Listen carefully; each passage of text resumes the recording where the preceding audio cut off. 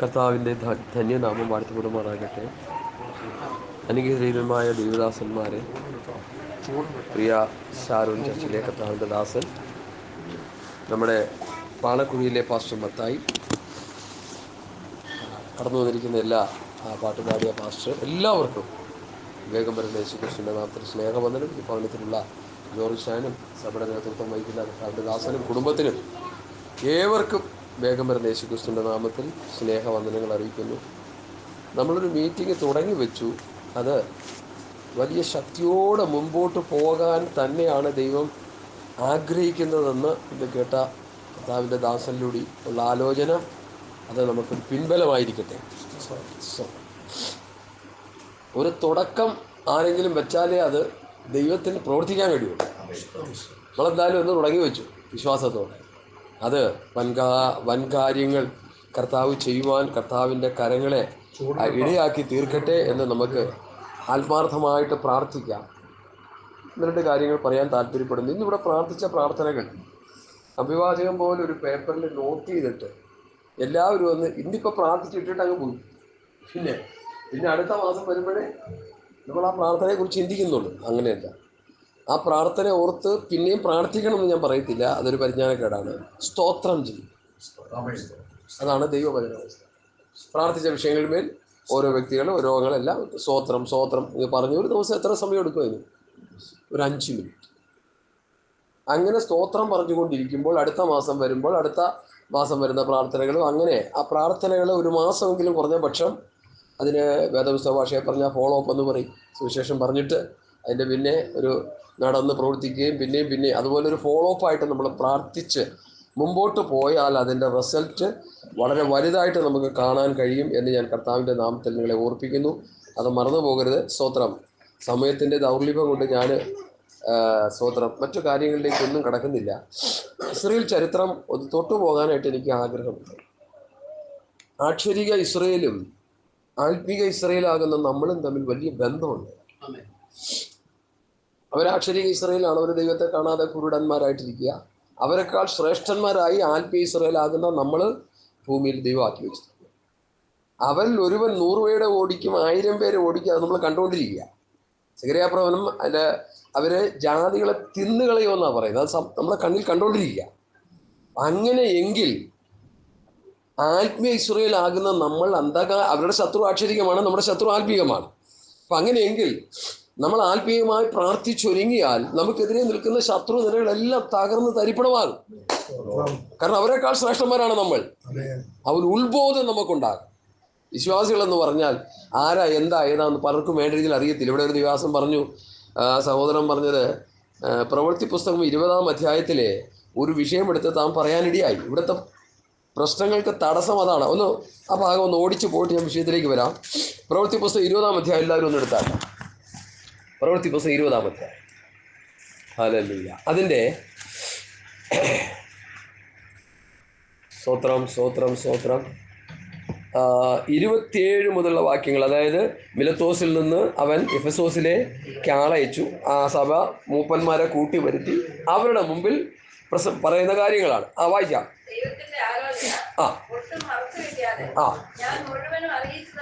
പൗലോസ് പറഞ്ഞു, ദൈവത്തിൻ്റെ ആലോചന ഒട്ടും മുഴുവനും അറിയിച്ചു തന്നിരിക്കും. ഇനി നമ്മളൊരു പ്രവാചകൻ്റെ അടുക്ക പോയി ആലോചന കേൾക്കേണ്ട വല്ല കാര്യമുണ്ടോ എന്ന് എൻ്റെ ചോദ്യം. പ്രവാചകൻ നമ്മളെ കിട്ടാൻ കാത്തിരിക്കും. നമ്മുടെ ഇടപാട് തീർന്നു. അപ്പോൾ എനിക്ക് പറയാനുള്ളത്, ഈ ദൈവവചനത്തിലൂടെ നമുക്ക് ദൈവത്തിൻ്റെ ആലോചന അപ്പോസ്തലന്മാർ തരുന്നുണ്ട്. അത് വായിച്ച് പഠിച്ചനുസരിച്ച് ആ ദൈവാലോചന പോലെ നടന്നാൽ വിഷയങ്ങൾക്കൊക്കെ ഏറെക്കുറെ ക്രമീകരണം ഉണ്ടാകുമെന്നാണ് ഞാൻ വിശ്വസിക്കുന്നത്. വായിക്കാം. ആമേൻ.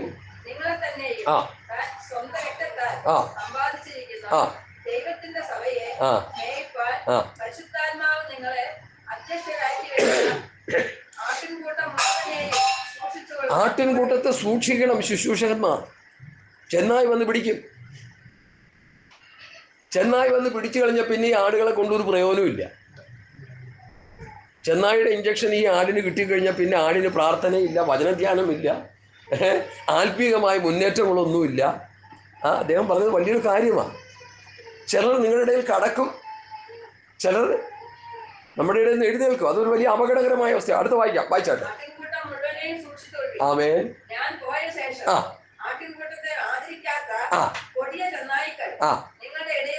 നമ്മുടെ പ്രവർത്തനങ്ങൾ ഫലകരമായി തീരാത്തത് ദൈവത്തിൻ്റെ ആത്മാവ് എൻ്റെ ഉള്ളിൽ പറഞ്ഞുകൊണ്ട് വായിക്കുന്നത്, ഈ ചെന്നായ്ക്കൾ, കൊടിയ ചെന്നായ്ക്കൾ കടക്കുന്നത് കൊണ്ടാണ് ആടുകളെ ഭിന്നിപ്പിച്ച് കളയുന്നത്.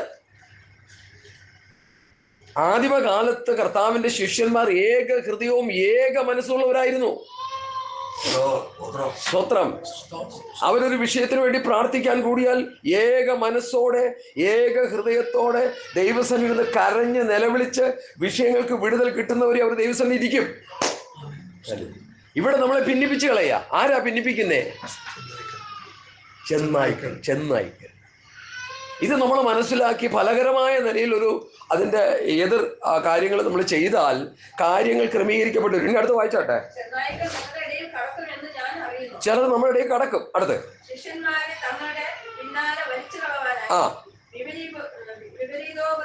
ശ്രദ്ധിക്കണേ, വിപരീതോപദേശം പ്രസ്താവിക്കുന്ന പുരുഷന്മാർ നിങ്ങളുടെ ഇടയിൽ നിന്ന് എഴുന്നേൽക്കും. വിപരീതോപദേശം. ദൈവസഭയ്ക്കൊരു ഉപദേശമുണ്ട്. ദൈവസഭയ്ക്ക് ലിഖിതമായൊരു പ്രമാണമുണ്ട്, ഒരു വ്യവസ്ഥയുണ്ട്. ആ വ്യവസ്ഥയെ മറിച്ചു കളയുന്നവരാണ് ആ സഹോദരൻ പറഞ്ഞ കടക്കുന്നവര്, എഴുന്നേൽക്കുന്നവര്. ഇത് നമ്മൾ മനസ്സിലാക്കണം. എന്തുകൊണ്ടാണ് നമുക്ക് ഏക ഹൃദയത്തോടെ ഇരിക്കാൻ പറ്റാത്തത്? അതിനാ മറുപടി. ഞാൻ പറഞ്ഞു, അത് ഏക ഹൃദയം ഇല്ലാത്തതുകൊണ്ടാണ്. ശരി, എന്തുകൊണ്ട്? അതുകൊണ്ട് ഉണർന്നിരിക്കണം നമ്മൾ. എന്തിനാ ഉണർന്നിരിക്കട്ടെ? എന്തിനാ ഉണർന്നിരിക്കുന്നത്? ഇനി അത് ഗലാത്യ ലേഖനം 1-ാം അധ്യായത്തിന്റെ 6 മുതൽ ഒന്ന് വായിച്ചേ.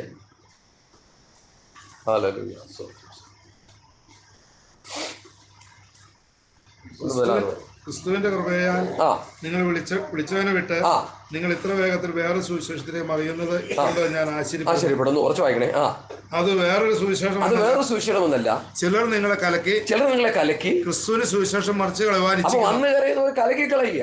അടുത്ത എന്നത്രേ എന്നാൽ ഞങ്ങൾ നിങ്ങളോട് അറിയിച്ചതിന് വിപരീതമായി കണ്ടോ, ഞങ്ങൾ നിങ്ങളോട് അറിയിച്ചതിന് വിപരീതമായി ഞങ്ങളാകട്ടെ സ്വർഗത്തിൽ നിന്ന് ദൂതനാകട്ടെ നിങ്ങളുടെ സുവിശേഷം അറിയിച്ചാൽ അവൻ ശപിക്കപ്പെട്ടവൻ. ദൈവസഭയ്ക്ക് ലിഖിതമായൊരു പ്രമാണമുണ്ട്. ആ പ്രമാണത്തിൽ നിന്ന് വ്യതിചലിപ്പിച്ചു കളയുവാൻ ചിലർ നമ്മുടെ ഇടയിൽ കടക്കുന്നു. ചിലർ എന്ത് ചെയ്യുന്നു? നമ്മുടെ ഇടയിൽ നിന്ന് എഴുന്നേൽക്കും. ഇത് നമുക്ക് ഒന്ന് കണ്ടുണരാൻ പറ്റുമോ? ഞാനിവിടെ എറണാകുളത്ത് നിന്ന് വന്നിരിക്കുക. ഞങ്ങൾ തമ്മിൽ 1 വർഷത്തെ പഴക്കമുണ്ടോ? അനുമല്ല. അപ്പം എന്നെ നിങ്ങൾ ശോധന ചെയ്യണം. എറണാകുളത്ത് നിന്ന് വലിഞ്ഞു കയറി വന്നിരിക്കുക എങ്ങനെയുള്ളവനാണെന്നറിയാൻ.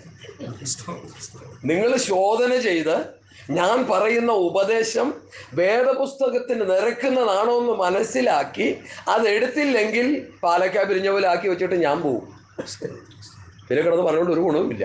ചായൻ്റെ ബിരിയാണി പോയത് എന്നതാണ്. എന്നോട് വന്നപ്പോൾ തന്നെ പറയാം, എല്ലാവർക്കും ബിരിയാണി കൊടുക്കാൻ പോവാണ്, എത്ര പേര് ക്വാണ്ടിറ്റി ഒന്നും അറിയത്തില്ല, വന്നു കഴിഞ്ഞ ശേഷം വിളിച്ചു പറയും ഞാൻ. നല്ല കാര്യം. അത് ഫലകരമായി തീരണമെങ്കിൽ നമ്മൾ ദൈവവചനത്തിൻ്റെ വ്യവസ്ഥയിൽ നിലനിൽക്കണം. ഏക ഹൃദയമുള്ളവരായി ഏക മനസ്സോടുകൂടി ദൈവത്തിൻ്റെ ആലോചന ഒട്ടും മറച്ചു വയ്ക്കാതെ അപ്പോസ്തലന്മാർ തന്നിരിക്കുന്ന വചനത്തിൻ്റെ വ്യവസ്ഥയിൽ സഭ നിലനിന്നുകൊണ്ട് സഭ മുന്നോട്ട് പോകുമ്പോൾ മാത്രമേ നമ്മൾ ഏക മനസ്സുള്ളവരായി നിൽക്കാൻ കഴിയത്തുള്ളൂ. പ്രവൃത്തി പുസ്തകം 4-ാം അധ്യായം എടുക്കുന്നില്ല. അവിടെ മുടന്തൻ സൗഖ്യമായതോടനുബന്ധിച്ച് യഹൂദന്മാരും ശാസ്ത്രിമാരും പരീശന്മാരും എല്ലാവരും കൂടി എന്ത് ചെയ്തു? അപ്പോസ്തലന്മാർക്കും ശിഷ്യന്മാർക്കെതിരെ സ്തോത്രം ഒരു വലിയ ഉപരോധം സൃഷ്ടിച്ചു. അവരെന്താ ചെയ്തു? ശ്രദ്ധിച്ചു, അവരെന്തോ ചെയ്തു? പുസ്തകം നമുക്ക് വായിച്ചോ വേണമെങ്കിൽ. അവരെന്താ ചെയ്തു? 4-ാം അധ്യായം പ്രവൃത്തി പുസ്തകം 4-ാം അധ്യായം. ഇത് കേട്ടിട്ട് അവർ ഒരുമനപ്പെട്ടു. 23-24 വായി. ഞാൻ വായിക്കാം. ഇത് കേട്ടിട്ട് അവർ ഒരുമനപ്പെട്ട് ദൈവത്തോട് നിലവിളിച്ചു. എങ്ങനെ? അവർ ഒരുമനപ്പെട്ട് നിലവിളിച്ചു. അവർ ഒരുമനപ്പെട്ടു. പ്രശ്നങ്ങളുടെ നടുവിൽ ഒരുമനപ്പെടുക, പോരാട്ടങ്ങളുടെ നടുവിൽ ഒരുമനപ്പെടുക, ശത്രു എഴുന്നേറ്റ് വരുമ്പോൾ ഒരുമനപ്പെടുക. ആദിവാസം പറഞ്ഞതിൻ്റെ കണ്ടിന്യൂഷൻ പറഞ്ഞിട്ട് വിഷയത്തിലേക്ക് വരിക. ഒരാൾ കിളച്ച് വെച്ചത് വേറൊരാൾ കിളയ്ക്കാൻ വരുമ്പോൾ വേറെ അപ്പുറത്ത് മാറി കിളക്കുകയല്ല, അതൊന്നുകൂടി കിളച്ച് റെഡിയാക്കിയിട്ട് പിന്നെ നമുക്ക് കിട്ടിയത് പറയാമല്ലോ എന്ന് ഇരിക്കുക. അതുകൊണ്ട് പ്രിയമുള്ളവരെ, ഒരു മനസ്സുള്ളവരാകുക. ഒരു സഭയിൽ 10 വിശ്വാസികളേ ഉള്ളൂ. ആ 10 വിശ്വാസികൾ 10 മനസ്സുള്ളവരായിരിക്കാതെ ഒറ്റ മനസ്സുള്ളവരായിത്തീരുക. കൊരിന്ത് സഭയെക്കുറിച്ച് പഠിക്കുമ്പോൾ 4 പക്ഷത്തെക്കുറിച്ച് അവിടെ പറയുന്നു. ഏതൊക്കെയാ 4 പക്ഷം? നിങ്ങൾക്കറിയാമല്ലോ. പൗലൂസിന്റെ പക്ഷം, അപ്പൊല്ലോസിന്റെ പക്ഷം, കേഫായുടെ പക്ഷം, ക്രിസ്തുവിന്റെ പക്ഷം. പൗലൂസ് ഇത് കണ്ടിട്ട് എന്താ ചെയ്തത്? കൊള്ളാം, നല്ല കാര്യം, എൻ്റെ പക്ഷവും കൂടി പറയുന്നുണ്ട്, ഒരു കാര്യം ചെയ്യാം, ഇവന്മാരെല്ലാം കൂടി കൂട്ടിയെടുത്ത് എൻ്റെ പക്ഷത്താക്കിയിട്ട് നിൽക്കാമെന്ന് പൗലൂസ് ചിന്തിച്ചോ? പ്രിയമുള്ളവരെ, അവിടെ എന്താ പറഞ്ഞത്? പൗലൂസ് ആരെ? അപ്പൊല്ലോസ് ആരെ? കേഫ ആരെ? ഞാൻ നട്ടു, അവൻ നനച്ചു. ദൈവം അത്രയും വളരെ അവരുടെ ആ പക്ഷപാതത്തെ അടിച്ചൊതുക്കി അവരുടെ ആ ഹൃദയത്തിലുള്ള പാലയ്ക്ക പിരിഞ്ഞ പോലെ ഇരിക്കുന്ന മനസ്സിനെ മാറ്റി ഏക ഹൃദയമുള്ളവരാക്കി കൊരിന്ത് സഭയെ തീർത്തു. ശ്രദ്ധിക്കണേ, വലിയ മാർമിക സത്യമാണ് നമ്മൾ പഠിക്കുന്നത്. അതുകൊണ്ട് 1-ാം ലേഖനം അതിൻ്റെ 3-ാം അധ്യായത്തിൽ ഇപ്പോൾ ഇവിടെ ഒരു കുഞ്ഞിടയ്ക്കിടയ്ക്ക് ഇങ്ക എന്നൊക്കെ പറയും. അതുപോലെ കിടന്ന കൊരിന്തര് 2-ാം ലേഖനം 3-ാം അധ്യായത്തിൽ അവർ ആരായി മാറി? അവർ അപ്പോസ്തലന്മാരെ പോലെയായി, അല്ലേ? അവർ ക്രിസ്തുവിൻ്റെ പത്രങ്ങളായി തീർന്നു. ഹല്ലേലൂയ. ദൈവവചനം കേൾക്കുകയും പഠിക്കുകയും അനുസരിക്കുകയും ചെയ്യുന്ന നിമിത്തം അവർ കരുത്തന്മാരായി മാറി. കൊരിന്ത് സഭ നല്ല ശക്തിയുള്ള സഭയായിരുന്നു. ക്രിസ്തുവിൻ്റെ പത്രങ്ങളായി, അപ്പോസ്തലന്മാരെ പോലെയായി. ഓരോ കൊരിന്ത് സഭയിലെ വിശ്വാസികളെ നോക്കുമ്പോൾ ലോകം കാണുന്നത് പൗലൂസിനെ പോലെ, പത്രോസിനെ പോലെ, യോഹന്നാനെ പോലെ, യാക്കോബിനെ കാലം. ഇപ്പം നമ്മളെ നോക്കുന്നതോ? ചിന്തിച്ച് ഒന്ന് മടങ്ങി വരാൻ പറ്റുമോ? ഒന്ന് മടങ്ങി വരാൻ പറ്റുമോ? വിഭിന്നമായ അഭിപ്രായങ്ങൾ പറഞ്ഞ് അങ്ങോട്ടും ഇങ്ങോട്ടും നമ്മൾ സ്വത്രം അതുവിധം പറഞ്ഞുകൊണ്ടിരിക്കാതെ നമ്മൾ ഒന്നാണെന്നുള്ളൊരു ചിന്ത നമ്മുടെ ഹൃദയത്തിൽ ഉണ്ടാകട്ടെ. തെറ്റുകുറ്റങ്ങൾ നമ്മുടെ ജീവിതത്തിൽ കാണും, പരാജയങ്ങൾ നമ്മുടെ ജീവിതത്തിൽ കാണും, പോരായ്മകൾ നമ്മുടെ ജീവിതത്തിൽ കാണും. അത് പരസ്പരം പറഞ്ഞ് അങ്ങോട്ടും ഇങ്ങോട്ടും ക്രമീകരണം പ്രാപിച്ച് നമ്മൾ ഒന്നായി തീരണം. ഒന്നായി തീർന്നാൽ മാത്രം പോരാ. എഫേസ്യ ലേഖനം 6-ാം അധ്യായത്തിൻ്റെ 10 മുതൽ 19 വരെ പറയുന്ന ദൈവത്തിൻ്റെ സർവായുധ വർഗം എടുത്ത് പോരാടണം. ചുമ്മാ ഒന്നും വ്യായുഭവത്തില്ല. ഒടുവിൽ കർത്താവിലും അവൻ്റെ അമിതബലത്തിലും ശക്തിപ്പെടുവീൻ, പിശാചിന്റെ തന്ത്രങ്ങളോട് എടുത്തു നിൽപ്പാൻ കഴിയേണ്ടതിന് ദൈവത്തിന്റെ സർവായുധ വർഗം ധരിച്ചുകൊള്ളുവീൻ. അപ്പൊ ദൈവത്തിന്റെ സർവായുധ വർഗം ധരിച്ചാണ് ഈ ദേശനിവാസികളോട് പോരാടുന്നത്. ഒരുമിപ്പിക്കണം എന്നുള്ളത് ഒരു നല്ല കാര്യം. അതിനേക്കാൾ ഉപരി പ്രാധാന്യം സർവായുധ വർഗമാണ്. ആയുധം കയ്യിലില്ലാത്തവൻ, ബാക്കി പറഞ്ഞേ, അടരാടുന്നത് എങ്ങനെ? അവൻ വന്നൊരൊറ്റ അടി അടിച്ചാൽ 4 കരണം മറിഞ്ഞ് ഈ ഊതി വിത്തുകാർ വീഴുന്ന പോലെ മറിഞ്ഞ് നമ്മളിവിടെ നമ്മുടെ ഇടപാട് ചെയ്യും. ആയുധം വേണം, ആത്മീയ ആയുധം വേണം. പൗലോസ് തിമോഥെയോസിനോട് പറയുന്ന ഒരു പദം ഞാൻ എപ്പോഴും ചിന്തിക്കും, നീ ക്രിസ്തുയേശുവിൻ്റെ നല്ല പടനായി എന്നോടുകൂടി കഷ്ടം സഹിക്കുക. നമ്മൾ പോർക്കളത്തിൽ നിൽക്കുക. ഇവിടെ യുദ്ധമുണ്ട്. ഈ ദേശത്തിന്റെ പേരെന്താ? കുറ്റിപ്പാടം ദേശത്ത് ദൈവമക്കളാകുന്ന നമുക്ക് യുദ്ധമുണ്ട്. ഇവിടെയുള്ള പൈശാചിക ശക്തിയോട് യുദ്ധമുണ്ട്. ഹല്ലേലൂയ. ആ യുദ്ധമുണ്ടെന്നിരിക്കെ ദൈവത്തിന്റെ സർവായുധ വർഗം എവിടെ സർവായുധ വർഗം? സത്യമുണ്ടോ? സത്യം അരക്കി കെട്ടിയെന്ന് പറഞ്ഞാൽ പണ്ടൊരു ഭാഷ പറയാറുണ്ട്.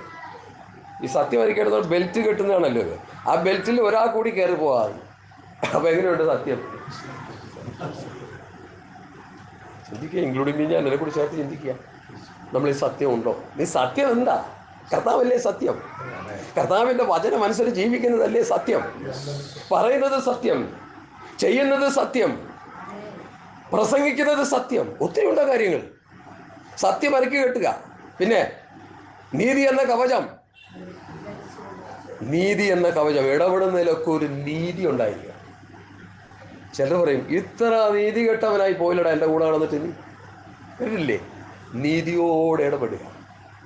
ദൈവഹിതത്തിനെതിരെ നമ്മൾ പ്രവർത്തിക്കരുത്, പറയരുത്, ചിന്തിക്കരുത്. നീതി അരക്കി കെട്ടി പിന്നെ നീതി സത്യം എന്ന കവചവും, നീതി സത്യമെന്ന അരക്കെട്ടും, നീതി എന്ന കവചയും, പിന്നെ സമാധാന സുവിശേഷം. എവിടെ ചെന്നാലും സുവിശേഷം പറയാനുള്ള ഒരു ഒരുക്കം നമുക്കുണ്ടായി. അടുത്തെന്താ പറഞ്ഞേ? കാലിന് ചെരുപ്പാക്കി എല്ലാറ്റിനും മീതെ ദുഷ്ടന്റെ തീയമ്പുകളെ ഒക്കെയും കെടുക്കുവാൻ തക്കവണ്ണം വിശ്വാസം എന്ന പരിചയം. അപ്പൊ ദുഷ്ടനായ സാത്താന്റെ തീയമ്പുകളെ നമ്മൾ എതിർക്കുന്നത് എങ്ങനെയാ? ഈ ഹമാസ്, ഹൂറികള്, പിന്നെ വേറെ ഗ്രൂപ്പുണ്ടല്ല, ഹിസ്ബുള്ള. ഈ 3 ഗ്രൂപ്പ് മിസൈൽ ഇങ്ങനെ അടിച്ചുകൊണ്ടിരിക്കുക. ഇതെല്ലാം കണ്ട് കഴിഞ്ഞ ദിവസം ഞാനൊരു ആർട്ടിക്കിൾ ഞാൻ വായിച്ചു. അതിലെഴുതിയിരിക്കുന്നത് അവരടിച്ച മിസൈലൊക്കെ ഇസ്രയേലിൽ വീണെങ്കിൽ ഇസ്രയേൽ ഭസ്മമായി പോയല്ലേ. അവരുടെ കയ്യിൽ എന്തുണ്ട്? അയൺ ഡോം സംവിധാനമുണ്ട്. ആ അയൺ ഡോമാണ് നമ്മളിവിടെ പഠിക്കുന്ന ആ ആയുധം. ദുഷ്ടന്റെ സകല തീയമ്പുകളെയും കെടുപ്പാൻ തക്കോണം വിശ്വാസമെന്ന പരിച. ശത്രു ഏതൊക്കെ നിലയിൽ പോരാടിയാലും എൻ്റെ കർത്താവ് എനിക്ക് വേണ്ടി പ്രവർത്തിക്കുന്ന ഒരു വിശ്വാസം നമുക്കുണ്ടാകണം. വിശ്വാസം, പ്രത്യാശ, സ്നേഹം, ഇവ മൂന്നും വലുത്. അത് വലിയ സ്നേഹം തന്നെ. വിശ്വാസം ഉണ്ടോ നമുക്ക്? എബ്രായലേഖനം 11-ാം അധ്യായം വിശ്വാസ വീരന്മാരുടെ ഒരു പട്ടികയാണ്. എന്തെല്ലാം പ്രതികൂലങ്ങളിലൂടെ പഴയ വിശുദ്ധന്മാർ കടന്നുപോയി. അവർക്ക് ആ വിശ്വാസം എന്ന പരിചയമുണ്ട്. അയൺഡോം അവർക്കുണ്ടായിരുന്നു. ഹല്ലേലൂയ. അവർ പിന്മാറിയില്ല. ഈ യെശയ്യാവ് 4-ാം സുവിശേഷം എന്ന് വേദപണ്ഡിതന്മാർ പഠിപ്പിക്കുന്നുണ്ട്. ആ 4-ാം സുവിശേഷം എഴുതി യെശയ്യാവിന് എങ്ങനെയാ വന്നത് നമുക്കറിയാമല്ലോ. വിറക് കഷ്ണം ചേർത്ത് വെച്ച് തന്നെയും കിടത്തി അറുത്ത് മുറുക്കിയായിരുന്നു. എന്നിട്ട് പോലും കർത്താവിനെ താൻ തള്ളിക്കളഞ്ഞില്ല. കാരണം എന്താ? അയൺഡോം സംവിധാനം പുള്ളിയിലുണ്ട്. നമുക്കോ? ഹല്ലേലൂയ. നമ്മളെ തെറ്റിക്കാനായിട്ട് ദുഷ്ടൻ കൊണ്ടുവരുന്ന തന്ത്രങ്ങളുടെ നടുവിൽ ദൈവം തന്നിരിക്കുന്ന സർവായുധ വർഗം എടുത്ത് പോരാടാൻ നമുക്കിതിന്മേൽ ജയമില്ല. ദൈവമക്കളെ, മാന്യ കർത്താവിൻ്റെ ദാസൻ പറഞ്ഞതൊന്നും ഫില്ല് ചെയ്യാൻ ഞാൻ വേറെ ഒന്നും ചെയ്യുന്നില്ല. വിശ്വാസം എന്ന് പറയുകയും രക്ഷ നമ്മുടെ സ്തോത്രം എന്തെല്ലാം വന്നാലും കർത്താവിലുള്ള രക്ഷ ഒരു ഭദ്രമാണ്. ഞങ്ങളെ ദൈവനം പഠിപ്പിച്ച 94-കാരനായ ദൈവദാസൻ പറയും, ആകാശം കീഴ്മേൽ മറിഞ്ഞു എന്നാൽ കൂലിനത്തില്ല. അങ്ങനെ ഇരിക്കും, ഒരു ചുക്കും വരാൻ പോലില്ല. എറണാകുളത്ത് എല്ലാ സ്ഥലത്തും വെള്ളം കയറി. താൻ പാർക്കുന്ന വീടിൻ്റെ അവിടെയും വെള്ളം കയറി. മക്കളെല്ലാം വ്യാപരിപ്പടി അപ്പേരെ കൊണ്ടുപോകണമെന്നും പറഞ്ഞ് കാറുമായിട്ട് നിങ്ങളൊക്കെ പൊക്കോ കുഞ്ഞുങ്ങൾ, ഇവിടെ കിടന്ന് ചാകാൻ പോകാറ്. ഇവിടെ എങ്ങും വെള്ളമൊന്നും വരത്തില്ല. അത്ര വിശ്വാസം ഉണ്ടാക്കി. ആ കൂട്ടത്തിൽ ഞങ്ങളും രക്ഷപ്പെട്ടു. എറണാകുളം മുഴുവൻ വെള്ളം കയറിയപ്പോഴും നമുക്കറിയാം പല സ്ഥലം ഇവിടെയൊക്കെ വന്നോ വെള്ളം ഇല്ല അല്ലേ? ഇവിടെ കയറിയില്ല. എന്നാൽ മറ്റു പല സ്ഥലങ്ങളിലും വന്നു. ഞങ്ങളുടെ എറണാകുളത്തുള്ള പല ഭാഗം വരാപ്പുഴയൊക്കെ 1 വീട് 1.5 വീട് മുങ്ങി. എന്നിട്ട് വിശ്വാസമാണ്. ഞാൻ ഇത്രയും നാൾ കർത്താവിന് വേണ്ടി പ്രവർത്തിച്ചിട്ട് ഇനി ഈ പേട്ട് വെള്ളം കുടിച്ച് മരിക്കാനാണ് വിധി. അങ്ങനെ നടക്കട്ടെ. ഞാൻ പോരത്തില്ല. ഇവിടെ അത് സംഭവിച്ചു. സ്തോത്രം. എന്താ സംഭവിച്ചത്? വെള്ളം കയറിയില്ല. വിശ്വാസമെന്ന പരിച. ഹല്ലേലൂയ. അടുത്ത ആയുധം എന്താ ഉണ്ടോ? ദൈവവചനം എന്ന ആത്മാവിൻ്റെ വാളെന്നുള്ളതിനെ കുറിച്ച് വലിയ നിശ്ചയം പലർക്കുമില്ല. ഈ ആത്മാവ് ഉപദേശിക്കുന്ന വചനങ്ങളാണ് വാളുകളായിട്ട് പഠിക്കുന്നത്. മനസ്സിലായോ? ഒരു വിഷയത്തിന് വേണ്ടി പ്രാർത്ഥിക്കുന്നു. നമ്മളോട് ഇപ്പോൾ പ്രാർത്ഥിക്കാതെ ചില ദിവസന്മാർ പറഞ്ഞു കേട്ടില്ലേ? ഒരു വിഷയത്തിന് വേണ്ടി പ്രാർത്ഥിക്കുമ്പോൾ നമ്മൾ ഹൃദയത്തിൽ തരുന്ന വചനമെടുത്ത് ആ വാളെടുത്ത് അതിനെതിരെ നിൽക്കുന്ന പിശാചിനെ വെട്ടി വേണം പ്രാർത്ഥിക്കാൻ. അതാണ് ദൈവം എന്ന ആത്മാവിൻ്റെ വാളും. അടുത്ത സകല പ്രാർത്ഥനയാലും യാചനയാലും ഏത് നേരത്തും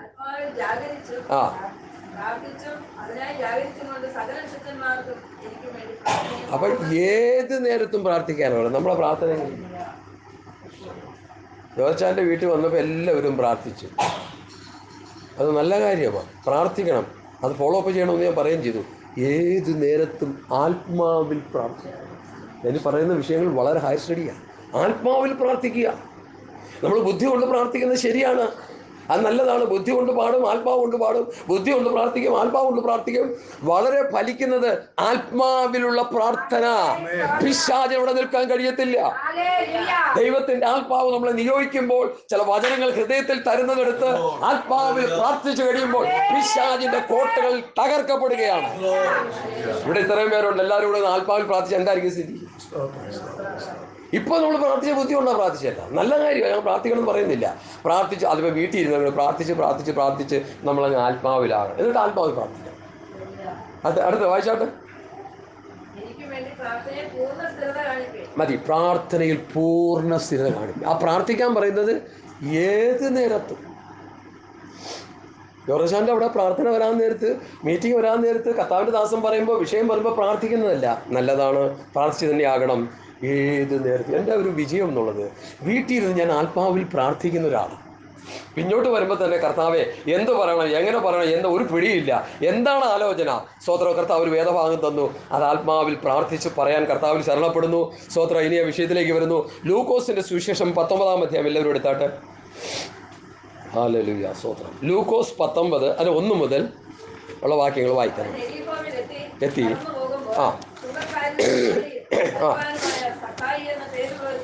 ആ, യേശു എങ്ങനെയുള്ളവനെന്ന് എന്താ കാര്യം? പൊക്കമില്ല. ജോർജാനെ പോലെ പൊക്കമുണ്ടെങ്കിൽ കുഴപ്പമില്ല. ഇങ്ങനെ എത്തി നോക്കിക്കഴിഞ്ഞാൽ യേശുവിനെ കാണാം. ഇത് ഒരു ഉണ്ടപ്പക്രമാണെന്ന് ചിന്തിച്ചു, അത്രേ ഉള്ളൂ.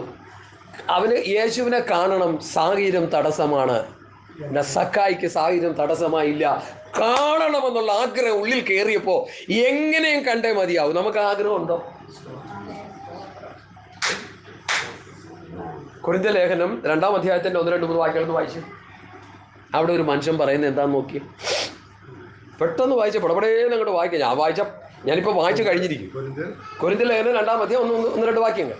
ഞാനും സഹോദരന്മാരെ നിങ്ങളുടെ അടുക്കൽ വന്നപ്പോൾ വചനത്തിന്റെയോ ജ്ഞാനത്തിന്റെയോ വൈഭവം കൂടാതെ അത്രേ ദൈവത്തിന്റെ സാക്ഷ്യം നിങ്ങളോട് പ്രസ്താവിപ്പാൻ വന്നത്.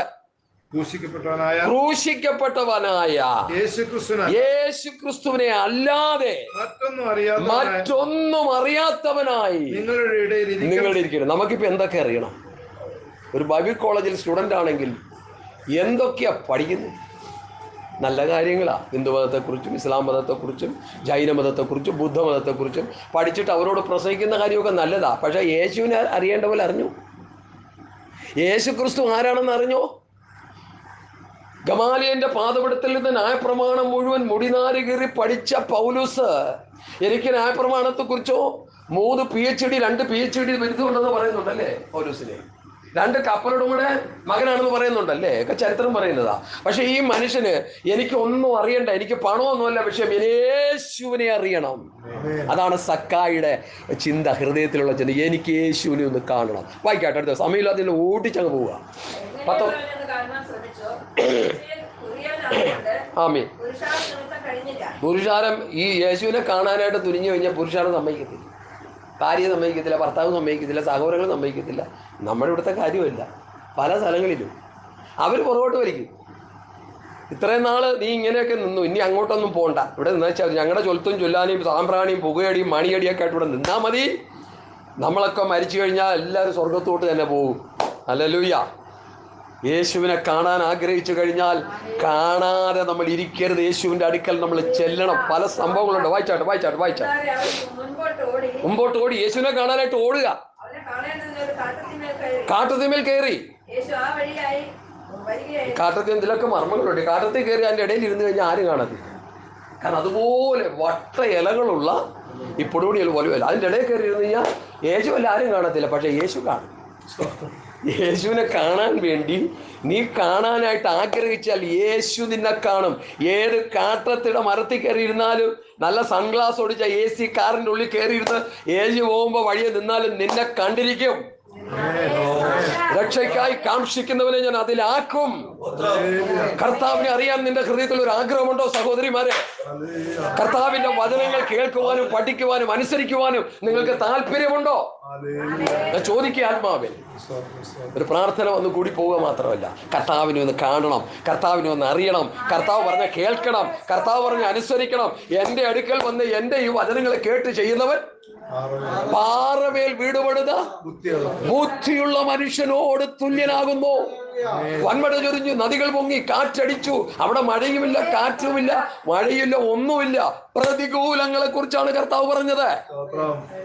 എന്തെല്ലാം പ്രതികൂലങ്ങൾ ഒരു ദൈവവൈതൽ കർത്താവിനെ അറിയാൻ ഇറങ്ങിത്തിരിക്കുമ്പോൾ ആവിർഭവിച്ചു വന്നാലും തമ്പുരാനെ അറിയാനുള്ളൊരു മനസ്സ് നിന്റെ ഹൃദയത്തിലുണ്ടെങ്കിൽ ആ പ്രതികൂലങ്ങളെ മാറ്റുന്ന ഒരു സർവശക്തനായ ദൈവം നമുക്കുണ്ടെന്നുള്ള കാര്യം നമ്മൾ മറന്നു പോകരുത്.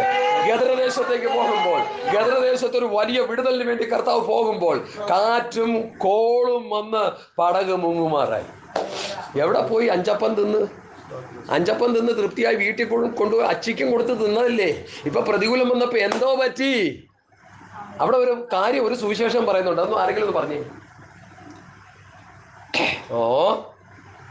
നാഥാ, ഞങ്ങൾ നശിച്ചു പോകുന്നതിന് നിനക്ക് വിചാരമില്ലയോ? ഇപ്പൊ യേശു ആരായി? കുറ്റക്കാരനായി. ഒരു വിചാരമില്ലാത്തവനായി നീ ഇതിൻ്റെ ഇടയിൽ കിടന്നുറങ്ങുക. ഞങ്ങളിങ്ങനെ നശിച്ചു പോവുക. എടാ മണ്ടക്കോ സ്വാമികളെ, യേശു പടകിലുള്ളപ്പോൾ യേശുവും നിങ്ങളും ഒരുമിച്ച് മുങ്ങുമെന്നുള്ള ചിന്ത എന്തുകൊണ്ട് നമുക്കുണ്ടാകുന്നില്ല? ഒരു ദൈവ പൈതലേ, യേശുവിനെ ഹൃദയത്തിൽ രക്ഷിതമായി സ്വീകരിച്ച് പിതാവിന്റെ പുത്രന്റെ പരിശുദ്ധാത്മാവിന്റെ നാമത്തിൽ സ്നാനപ്പെടുമ്പോൾ നീ യേശുവിനെ ധരിക്കുക, നീ യേശുവിനോട് ചേരുക. യേശുവിന്റെ വകയാണ് നീ. നീ എന്തു വന്നാലും കർത്താവ് നോക്കിക്കൊള്ളി. എന്റെ കർത്താവിന്റെ രക്ഷിതവുമായി ഞാൻ സ്വീകരിക്കുന്നു എന്ന് പറഞ്ഞാൽ എന്റെ അർത്ഥം എന്താ? പലർക്കും അറിയത്തില്ല. നീ എന്നെ കർത്തൃത്വം ചെയ്യാൻ ഞാൻ നിന്നെ ഏൽപ്പിക്കുക. അതാണ് എൻ്റെ യേശുവിൻ്റെ കർത്താവിൻ്റെ ഇഷ്ടം. ഇത് പറഞ്ഞു കഴിഞ്ഞിട്ട് നമ്മൾ നമ്മുടെ പാട്ടിൽ പോവുക, നമ്മുടെ ഇഷ്ടത്തിനനുസരിച്ച് പോവുക. ഇവിടെ ഇതാ വിഷയം. മടങ്ങി വരാമോ എന്ന് തൽക്കാലം? കർത്താവിൻ്റെ വചനങ്ങൾ കേട്ടനുസരിച്ചവർ കർത്താവിൻ്റെ ഹിതത്തിനനുസരിച്ചൊന്ന് മടങ്ങി വരാമോ? സമയത്തിൻ്റെ ദൗർലഭ്യം കൊണ്ട് ഞാൻ ഓടി അങ്ങ് പോവുക. 2-2.5 മണിക്കൂർ പ്രസംഗിക്കേണ്ട വിഷയം 2 മണി 2, 5, 10 മിനിറ്റ് കൂടി തന്നിട്ടുണ്ടെന്ന് എനിക്ക് തോന്നണം ദിവസം. അതിനുള്ളിൽ ചവിട്ടി പിടിച്ച് നിർത്താൻ പോവുക. അടുത്ത വാക്യം വായിച്ചാട്ട്. യേശു ആ വഴിയായി വരികയായിരുന്നു. അപ്പൊ പുള്ളി വിചാരിച്ച് എന്നെ കാണത്തില്ലെന്ന് വെച്ചു. കാട്ടത്തിനുള്ളിൽ കയറി എന്നെ കാണത്തില്ല. സൂക്ഷം അവിടെ നിന്ന് വന്നപ്പോൾ മേലോട്ട് നോക്കി. അപ്പൊ യേശുവിനെ കാണാനായിട്ടുള്ള ആഗ്രഹം ഉണ്ടെങ്കിൽ യേശു നിന്നെ കാണും. എൻ്റെ ഹൃദയത്തിൽ ആഗ്രഹമില്ലാഞ്ഞിട്ട പ്രാർത്ഥനയ്ക്ക് വന്നുകൊണ്ടൊന്നും പ്രയോജനമില്ല. ഇവിടെ വന്ന് ദൈവവചനം കേട്ട് കർത്താവ് പറയുന്നത് കേട്ടനുസരിക്കണമെന്നുള്ളൊരു ഒരു പ്രേരണ ഉള്ളിലുണ്ടാകണം. അങ്ങനെ അനുസരിക്കാൻ ഒരു തീരുമാനമെടുക്കുമ്പോൾ കർത്താവ് നിന്നെ കണ്ടിരിക്കും. ഹല്ലേലൂയ. ഏത് പ്രതികൂല സാഹചര്യത്തിലൂടെ നീ കടന്നുപോയാലും, ഏത് പ്രതികൂലത്തിന്റെ പോരാട്ടങ്ങൾ പിശാച് കൊണ്ടുവന്ന് നിന്നെ മുക്കിക്കളഞ്ഞാലും, കർത്താവിനെ കാണാനായിട്ട് കർത്താവിൻ്റെ മുഖം കണ്ട് അവനിൽ നിന്ന് ഉപദേശങ്ങൾ കേട്ട് അനുസരിച്ച് ജീവിക്കാൻ ഒരു തീരുമാനമെടുത്താൽ, തിരമാലകൾ പോലെ പ്രശ്നങ്ങൾ ദുഷ്ടപിശാച് കൊണ്ടുവന്നാലും ദൈവം നിന്റെ പക്ഷത്തുണ്ട്. വിശ്വസിക്കുന്നോ? പ്രതികൂലങ്ങളെ ഒന്നിനൊന്ന് പിറകെ തീപ്പൊരി ഉയരെ പറക്കും പോലെ മനുഷ്യൻ കഷ്ടതയ്ക്കായി ജനിച്ചിരിക്കുന്നത് ജോബ് പറഞ്ഞു. വലിയ പ്രതികൂലങ്ങളും വലിയ പ്രശ്നങ്ങളും എൻ്റെ ജീവിതത്തിൽ ആഞ്ഞടിക്കുമ്പോൾ നിലനിൽക്കുന്നത് എന്താണെന്ന് ചോദിച്ചാൽ കർത്താവ് എന്നോട് കൂടെയുണ്ട്. എന്തൊക്കെ സംഭവിച്ചാലും. വായിക്കാം. അടുത്ത വാക്യം വായിക്കാം. ഞാൻ ഇന്ന് നിന്റെ വീട്ടിൽ പാർക്കേണ്ടതാണ്. എൻ്റെ പൊന്നെ, നിങ്ങൾക്കറിയാമോ? നിങ്ങളൊന്ന് ചിന്തിച്ചോണേ. ഇവൻ തട്ടിപ്പും വെട്ടിപ്പിൻ്റെ ഉസ്താദാണ്. ഇത് കേട്ട് കഴിഞ്ഞപ്പോൾ ഇവനാകെ എന്തുണ്ടായി? സക്കായി മരത്തിൽ നിന്ന് ഇറങ്ങി യേശുവിൻ്റെ മുമ്പിൽ നിൽക്കുക. യേശുവിൻ്റെ മുമ്പിൽ നിന്ന് കഴിഞ്ഞപ്പോൾ ആരും പറഞ്ഞില്ല കർത്താവേ. അപ്പം യേശു ചോദിച്ചതായിട്ട് അവിടെ അങ്ങ് ഒരു സുവിശേഷന്മാരും പറയുന്നില്ല. ഇറങ്ങി യേശുവിനെ കൈക്കൊണ്ട് കഴിഞ്ഞപ്പോൾ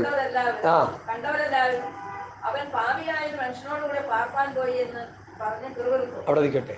അപ്പൊ പാപിയായ സക്കായിയുടെ മുൻപാകെ, സക്കായി വലിയ നീതിമാനൊന്നുമില്ല. നമ്മളൊക്കെ രക്ഷിക്കപ്പെടുന്നതിന് നീതിമാന്മാരായിരുന്നു, തെറ്റുകുറ്റങ്ങൾ ഒത്തിരി ഉള്ളവരായിരുന്നു. പക്ഷെ നമുക്കൊരു ആഗ്രഹം ഉണ്ടായിരുന്നു, കർത്താവിനെ കാണണം, കർത്താവിൻ്റെ വചനം കേൾക്കണം, കർത്താവിൽ പ്രാപിക്കണം, കർത്താവിനെ അറിഞ്ഞ് ദൈവരാജ്യത്തിൻ്റെ അംശമായി തീരണമെന്നുള്ള ഒരു ഒടുങ്ങാത്ത ആഗ്രഹം കൊണ്ടാണ് നമ്മൾ ഇറങ്ങിത്തിരിച്ചത്. യേശു സക്കായിയുടെ മുൻപിൽ വന്നു നിന്നു കഴിഞ്ഞപ്പോൾ തന്നെ എന്തായി? പിന്നെ പുള്ളി പറയണത് എന്തുവാ? അതൊന്ന് വായിച്ചേ. വലിയ ധനാഢ്യനായിരുന്നു, നമ്മളെ പോലെയൊന്നും അല്ലേ. പകുതി ഞാൻ എന്ത് ചെയ്യുന്നു? ഇപ്പൊ കർത്താവിനെ കണ്ടെത്തിയാൽ ഒരു രൂപാന്തരം ഉണ്ടാകും. ഹല്ലേലൂയ. പകുതി ദരിദ്രർ കൊടുക്കുന്നു. അടുത്ത അപ്പൊ ചതിവായി വാങ്ങിയിട്ടുണ്ടെന്നുള്ളത് ഉറപ്പ്. ചതിവായി വാങ്ങിയിട്ടുണ്ടെന്നുള്ളത് ഉറപ്പ്. അതെന്ത് ചെയ്യുന്നു? ആരെങ്കിലും വല്ലതും കൊടുക്കാനുണ്ടോ ഈ കൂട്ടത്തിൽ? എനിക്കറിയില്ല. കൊടുത്തേക്കണേ. യേശുവിനെ കണ്ടുകൊണ്ടൊന്നും ആയില്ല. ആരെങ്കിലും കൊടുക്കാനുണ്ടെങ്കിൽ കൊടുത്തോണം. റോമാലേഖന ഭാഷ ഞാൻ കടമെടുത്ത് പറയുന്നു, സ്നേഹമൊഴികെ ആർക്കും ഒന്നും കടപ്പെട്ടിരിക്കരുത്. നമ്മൾ കൊടുക്കാനുള്ളത് കൊടുത്തു തീർക്കുക. ഇനി അപ്പം പറഞ്ഞ നിങ്ങൾ ആരും കൊടുക്കാനില്ല. ക്ഷമിക്കാനുണ്ടോ? അങ്ങോട്ട് ഞാൻ ക്ഷമിക്കാനുണ്ടോ? അതാ ഇഷ്ടം പോലെ ഉള്ളത്. ക്ഷമിക്കാനുണ്ടോ? ഇവൻ ആരാണെന്നറിയാമോ? ഈ സക്കായി ആരാ? ഒരു പരീശനാ അല്ലേ? പരീശനല്ലേ? മത്തായിയുടെ സുവിശേഷം 5-ാം അധ്യായത്തിൻ്റെ 46 മുതൽ ഒന്ന് വായിച്ചേ. മത്തായി 5-ന്റെ പരീശൻ്റെ അനുഭവം എന്താണെന്ന് നമുക്ക് നോക്കാം. അത് പറയാതെ നമുക്ക് സന്ദേശം തീരത്തില്ലല്ലോ. നിങ്ങൾ സ്നേഹിക്കുന്നവർ സ്നേഹിച്ചാൽ നിങ്ങൾക്ക് എന്ത് പ്രതിഫലം? ചുങ്കക്കാരും അങ്ങനെ തന്നെ ചെയ്യുന്നില്ലേ? 43 തൊട്ടങ്ങ് വായിച്ചോ വേണമെങ്കിൽ. 43 തൊട്ടങ്ങ് വായിച്ചു. കാര്യം കംപ്ലീറ്റ് ആയിട്ട് മനസ്സിലാകാൻ. കേട്ടിട്ടുണ്ടല്ലോ. ഞാനും നിങ്ങളോട് പറയുന്നു, നിങ്ങൾ ശത്രുക്കളെ സ്നേഹിപ്പീൻ, നിങ്ങൾ ഉപദ്രവിക്കുന്നവർക്ക് വേണ്ടി പ്രാർത്ഥിപ്പീൻ. സ്വർഗസ്ഥനായ നിങ്ങളുടെ പിതാവിന് പുത്രന്മാരായി തീരേണ്ടത് ആരോടായി പറയുന്നത്? അവിടെ നിൽക്കട്ടെ, ആരോടായി പറയുന്നത്? തമ്മിൽ ക്ഷമിക്കാൻ കഴിയത്തില്ല, തമ്മിൽ സ്നേഹമായിട്ടിരിക്കാൻ കഴിയത്തില്ല, തമ്മിൽ സമാധാനം ഇരിക്കാൻ കഴിയത്തില്ല. മോശയുടെ പ്രമാണം അനുസരിച്ച് തമ്മിൽ വടക്കുണ്ടാക്കിക്കൊണ്ടിരിക്കുന്ന ഇടിമക്കളായിട്ടുള്ള പുള്ളികളൊക്കെ അവർ. എന്തെങ്കിലും പ്രശ്നമുണ്ടെങ്കിൽ പണ്ടൊരു ഉപദേശം പറയേണ്ട, ഒരു കത്തിയും കൊണ്ടാണ് അടപ്പ്. എന്തെങ്കിലും പ്രശ്നം ഉടനെ പള്ളക്ക് കയറ്റി വരും. അതാണ് ഇവിടെ സ്വഭാവം. അതിനെക്കുറിച്ച് പല ചിന്തകളുണ്ട്. പള്ളത്തിൻ്റെ കയറടിക്കാനും. യൂതനെ തട്ടിയില്ലേ? കഴുത്ത് വെട്ടിയില്ലേ? യൂതയുടെ കഴുത്ത് വെട്ടിയില്ലേ?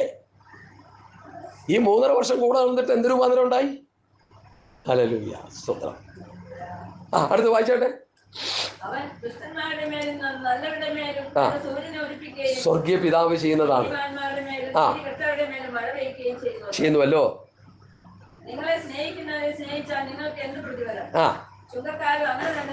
അപ്പൊ സക്കായി ഏത് വർഗത്തിൽപ്പെട്ടതാ? ചുങ്കക്കാരൻ. അവിടെ എഴുതിയേക്കുന്ന അങ്ങനെയല്ലേ? അവൻ എരിഹോവിൽ നിന്ന് കടന്നു പോകുമ്പോൾ ചുങ്കക്കാരിൽ പ്രമാണിയും ധനവാൻ. ചുങ്കക്കാരിൽ പ്രമാണി. അടുത്ത് വായിച്ചോട്ടെ.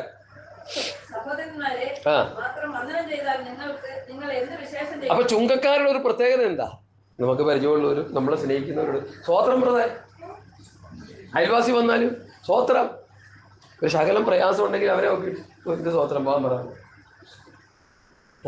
ശ്രദ്ധിച്ചോണേ, നമുക്ക് ശത്രുക്കളില്ല. നമുക്ക് എന്തെങ്കിലും അഭിപ്രായ വ്യത്യാസമുണ്ടെങ്കിൽ അവരുമായിട്ട് കൂട്ടായ്മയില്ല. ഞാൻ വചനമാണ് പറയുന്നത്. അവർ വിളിച്ചു കഴിയുമ്പോൾ എന്ത് ചെയ്യണം? ഫോൺ എടുത്തോളാം. എടുത്തിട്ടെന്ന് പറയാ, ആ സഹോദരൻ എന്തൊക്കെ കൊണ്ട് വിശ്വാസം സുഖമായിരിക്കുന്നല്ലേ? ആ ശരി. കാരണം പിണങ്ങിയിരിക്കാൻ നമുക്ക് വ്യവസ്ഥയില്ല. ഹല്ലേലൂയ. രക്ഷിക്കപ്പെട്ട ദൈവമക്കളുമായി പിണങ്ങിയിരിക്കാൻ വ്യവസ്ഥയില്ല. അഭിപ്രായ വ്യത്യാസങ്ങളുണ്ടെങ്കിൽ കൂട്ടായ്മയില്ല. ഓക്കെ, പിണങ്ങിയിരിക്കാൻ പാടില്ല. സഹോദരനെ പയക്കുന്നവൻ, സഹോദരനെ പയക്കുന്നവൻ അതായത് പക വന്നാൽ കൊലപാതകമായി. ചുങ്കക്കാരന്റെ സ്വഭാവമാണ് സക്കായിക്ക്. അതുകൊണ്ട് അവരോട് പറയുന്നത്. അടുത്ത വായിച്ചാട്ടെ. ജാതികൾ അങ്ങനെ ചെയ്യുന്നു. എന്താ? വന്ദനം പറഞ്ഞാൽ അങ്ങോട്ട് വന്ദനം, ഇല്ലെങ്കിൽ വന്ദനമില്ല. അടുത്ത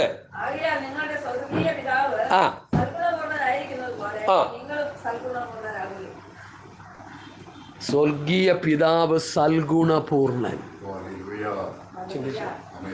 ചുമന്ന മഷി കൊണ്ട് അവിടെ എഴുതിയ സൽഗുണപൂർണ്ണം എന്നുള്ള നാട്ടിൽ സൽഗുണപൂർണ്ണൻ, എല്ലാവരുടെയും ഗുണത്തിന് വേണ്ടി കാക്ഷിക്കുന്നവൻ.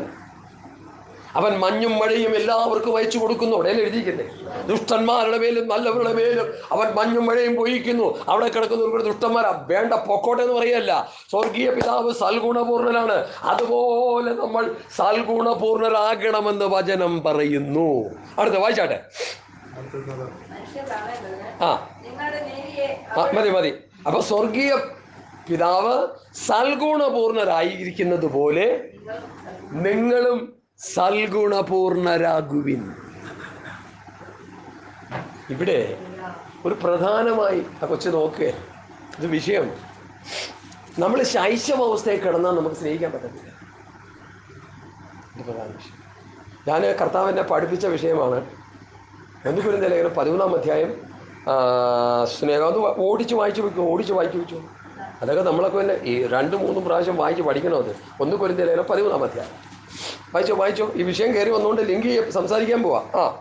ഞാൻ മനുഷ്യരുടെയും ദൂതന്മാരുടെയും ഭാഷ സംസാരിച്ചാലും എനിക്ക് സ്നേഹമില്ല എങ്കിൽ ഞാൻ മുഴങ്ങുന്ന ചെമ്പോ ചിലമ്പുന്ന കൈത്താളം മാത്രമേ. അതെ, എനിക്ക് പ്രയോജനം ഉണ്ടായിട്ട് സകല മർമ്മങ്ങളും സകല ജ്ഞാനവും ഗ്രഹിച്ചാലും മലകളെ നീക്കുന്നതൊക്കെ വിശ്വാസം ഉണ്ടായാലും സ്നേഹമില്ല എങ്കിൽ ഞാൻ ഏതുമില്ല. എനിക്കുള്ളതെല്ലാം അന്നദാനം ചെയ്താലും എല്ലാ സ്വത്തും എഴുതി കൊടുത്തു. എന്റെ ശരീരം ചുടുവാൻ ഏൽപ്പിച്ചു. സ്നേഹമില്ലെങ്കിൽ എനിക്കൊരു പ്രയോജനം. സ്നേഹം ദീർഘമായി ക്ഷമിക്കുകയും ദയ കാണിക്കുകയും ചെയ്യട്ടെ. ഈ ദീർഘമായി ക്ഷമിക്കുക എന്ന് പറഞ്ഞാൽ നമ്മളെല്ലാവരും അഭിഷേകം പ്രാപിച്ചവരാ.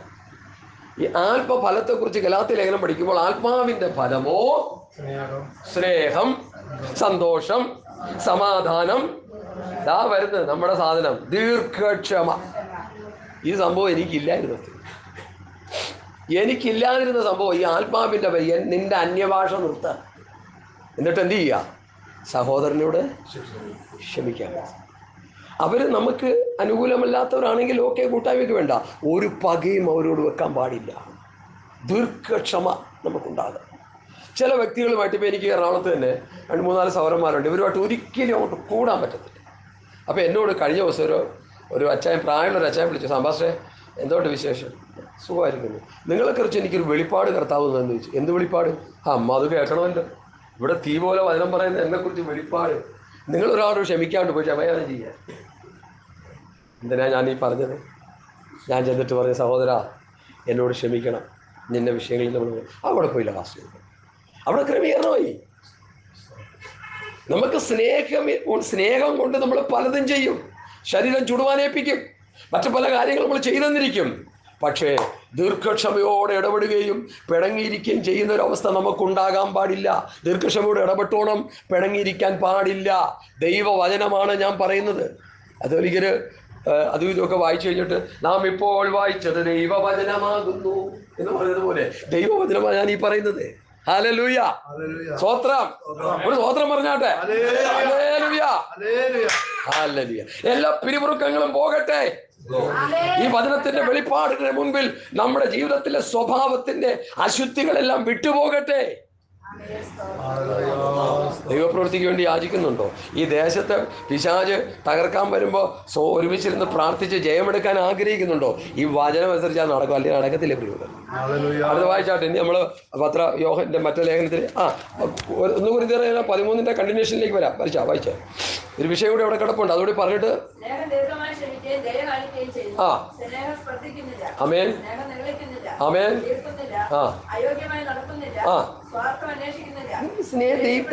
എന്റെ പൊന്നെ, സ്നേഹത്തെ കുറിച്ച് അപ്പോസ്തലൻ പറയുന്നൊന്ന് കേക്ക്. ഒരു ഹിന്ദുമാർഗത്തിൽ രക്ഷിക്കപ്പെട്ടു എന്നൊരു സഹോദരൻ എന്നോട് ഈ വിഷയം എടുത്ത് പറഞ്ഞപ്പോൾ ഞാൻ ചൂളിപ്പോയി. പുള്ളിയോട് പറഞ്ഞേ, 1 കൊരിന്ത്യർ ലേഖനം 13-ാം അധ്യായം വായിച്ച വിശ്വാസികളുണ്ടോ ഇവിടെ? ഞാൻ പറയാതെന്താ, എനിക്കറിയില്ല ഈ സംഭവം എന്താണെന്ന്. ഇത്രയും ആഴമാണെന്ന് എനിക്കറിയത്തില്ല. പിന്നെ ചോദിച്ചു, പാസ്റ്റർമാരുണ്ടോ ഇവിടെ? ഞാൻ പറഞ്ഞു, എനിക്കറിയില്ല സഹോദരൻ, വായിച്ചു നോക്കട്ടെ എന്ന്. വായിച്ചു നോക്കട്ടെ ഞാൻ വിളിച്ചു പറഞ്ഞു, ഇല്ലെന്ന്. ഇത്ര ആഴത്തിൽ പഠിക്കുകയും ധ്യാനിക്കുകയും ചെയ്യുന്ന ആ സഹോദരനെ പോലെ എനിക്ക് ആകാൻ പറ്റിയില്ല. ഞാൻ പരാജയപ്പെട്ടുവോ? ദൈവമക്കളെ, വചനം എന്നുള്ളത് നമ്മളെ തിരുത്തുന്നതാണ്. എബ്രായലേഖനം 4-ാം അധ്യായത്തിന്റെ 12-ാം വാക്യം വായിച്ചാട്ടെ. ദൈവത്തിന്റെ വചനം ജീവനും ചൈതന്യം, അത് വിട്ടു കളഞ്ഞാൽ പിന്നെ പോയി. ജീവനും ചൈതന്യമുള്ളതായി ഇരുവായി തലയുള്ള ഏത് വാളിനേക്കാളും മൂർച്ചയേറിയതും പ്രാണനെയും ആത്മാവിനെയും സന്ധിമജ്ജകളെയും വേർപിടിക്കും വരെ തുളച്ചു ചെല്ലുന്നതും ഹൃദയത്തിലെ ചിന്തനങ്ങളെയും പാവങ്ങളെയും വചനം വിവേചിക്കുന്നതാണ്. നമ്മളെ ഏൽപ്പിച്ചു കൊടുത്താലേ നടക്കത്തുള്ളൂ. ഈ വചനം കേട്ടുകൊണ്ടിരിക്കുമ്പോൾ ഈ വചനം എനിക്ക് വേണ്ടിയാണെങ്കിൽ കർത്താവെ ഞാൻ ഇത് ഏറ്റെടുക്കുന്നു, എന്നെ ഒന്ന് വിവേചിച്ചാട്ടെ. കാരണം ആദ്യം വചനം ഉണ്ടായിരുന്നു, വചനം ദൈവത്തോട് വരുന്നു, വചനം ദൈവമാകുന്ന വചനം എന്നെ വിവേചിക്കുകയാണ്, എൻ്റെ കുറവുകളെ പുറത്തു കൊണ്ടുവരികയാണ്. ഞാൻ ക്രമീകരണം പ്രാപിക്കണമെന്ന് ആത്മാവിൽ മനസ്സിലാക്കിയവർക്കായി ദൈവത്തിന് സ്തോത്രം. അടുത്ത വാക്യം 13 കൊരിന്ത്യർ ലേഖനം 13. ഉതിർന്നു പോകുന്നില്ല, പ്രവചനമോ നീങ്ങിപ്പോകും, ഭാഷാപരമോ നിന്നുപോകും, ജ്ഞാനമോ അത് നീങ്ങിപ്പോകും, അംശമായി മാത്രം നാം അറിയുന്നു. പ്രവചനപരവും എല്ലാവരവും നിന്നു പോകും എന്ന് പറഞ്ഞു. നിന്നു പോയെങ്കിൽ ഇന്ന് നമ്മൾ വെച്ചടിച്ചോണ്ടിരിക്കുക. മതി, നമ്മളെ കാര്യം അതുണ്ടാക്കാൻ വേണ്ടി അത് പലരും ചെയ്തുകൊണ്ടിരിക്കുക. സ്തോത്രം. അടുത്ത പ്രവചിക്കണം പൂർണ്ണമായത് വരുമ്പോഴോ അംശമായത് നീങ്ങിപ്പോകും. ഞാൻ ശിശുവായിരുന്നപ്പോൾ ശിശുവിനെ പോലെ സംസാരിച്ചു, ശിശുവിനെ പോലെ ചിന്തിച്ചു. ഈ 13-ാം വാക്യം എന്തിനാ അവിടെ കൊണ്ടിട്ടെന്നാണ് എൻ്റെ ചോദ്യം. അതായത് ദാസന്മാർ, നിങ്ങൾ ആരെങ്കിലും ഒന്ന് പറഞ്ഞ ഒരു ഉപകാരമായി. ഇത്രയും വാക്യങ്ങൾ എഴുതി വെച്ചിട്ട് ഈ 13-ന്റെ 13-ാം വാക്യം എന്തിനവിടെ കൊണ്ടിട്ടു? 11 എന്തിനവിടെ കൊണ്ടിട്ടെ? ഞാൻ ഈ വർഷങ്ങളായിട്ട് പ്രാർത്ഥിച്ചുകൊണ്ടിരിക്കുക ഈ വിഷയം, എനിക്ക് പിടികിട്ടുന്നില്ല. ദാസന്മാരൊന്നും പഠിപ്പിച്ചിട്ട് ഇതൊന്നും തലയിലോട്ട് കയറുന്നില്ല. ഞാനിത് അങ്ങ് പ്രാർത്ഥിക്കാൻ തുടങ്ങി. നമുക്ക് സ്നേഹിക്കാൻ കഴിയണമെങ്കിൽ ഈ ശൈശവാവസ്ഥ നമ്മൾ വിടണം. ഞാൻ എൻ്റെ കുഞ്ഞിനെ ഒന്ന് വഴക്ക് പറയും, അടിക്കും, ചിലപ്പോൾ കരഞ്ഞോണ്ട് അങ്ങോട്ട് പോകും. 1 മിനിറ്റ് കഴിയുമ്പോൾ അപ്പ അപ്പ എന്ത് ചെയ്യാം, അവനതങ്ങ് നമ്മൾ മറക്കുന്നില്ല. സ്വർഗത്ത് പോകാൻ വേണ്ടി കർത്താവ് എന്താ പറഞ്ഞു? ശിഷ്യന്മാരോട്, തമ്മിൽ തല്ലിയ ശിഷ്യന്മാരോട് പറഞ്ഞോ, ഇതുമായിട്ട് ലിങ്ക് ചെയ്തൊരു വിഷയം. നിങ്ങൾ തിരിഞ്ഞ് ശിശുക്കളോ ആകുന്നില്ലെങ്കിൽ സ്വർഗരാജ്യം കടക്കയില്ല. കർത്താവെ കർത്താവെന്ന് വിളിക്കുന്ന ഏവരുമല്ല പിതാവിന്റെ ഇഷ്ടം ചെയ്യുന്നവരത്രേ സ്വർഗരാജ്യം കടക്കുന്നത്. പിതാവിന്റെ ഇഷ്ടം പെട്ടെന്ന് പറഞ്ഞു, നിങ്ങൾ വായിച്ചോണം, എടുത്ത് പറയാൻ സമയമില്ല.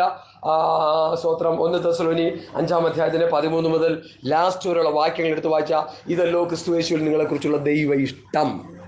വേറെ ദൈവേഷ്ടങ്ങൾ ഒത്തിരി ഉണ്ട്. ഇമ്പോർട്ടൻ്റ് ആയിട്ടുള്ള ദൈവേഷ്ടം അതാകെ. ഈ ദൈവേഷ്ടം ചെയ്യാൻ നമുക്ക് സ്വർഗ്ഗത്തിൽ പോകാൻ പറ്റത്തില്ല. നമുക്ക് പ്രവർത്തിക്കാം, നമുക്ക് കൺവെൻഷൻ നടത്താം, നമുക്ക് ക്രൂസുകൾ നടത്താം, നമുക്ക് പല പരിപാടികളൊക്കെ ചെയ്യാം. ദൈവത്തിന്റെ ഇഷ്ടം ചെയ്യാതെ സ്വർഗരാജ്യത്തിലേക്ക് കടക്കാൻ നമുക്ക് പറ്റില്ല. സ്വർഗത്ത് പോകാനാണ് നമ്മുടെ ആഗ്രഹമെങ്കിൽ, കർത്താവ് വരുമ്പോൾ രൂപാന്തരം കിട്ടാനാണ് നമുക്ക് ആഗ്രഹമെങ്കിൽ, കർത്താവ് വരുമ്പോൾ ഉയർത്തെഴുന്നേൽക്കണമെന്നാണ് നമുക്ക് ആഗ്രഹമെങ്കിൽ പിതാവിന്റെ ഇഷ്ടം ചെയ്തേ മതി.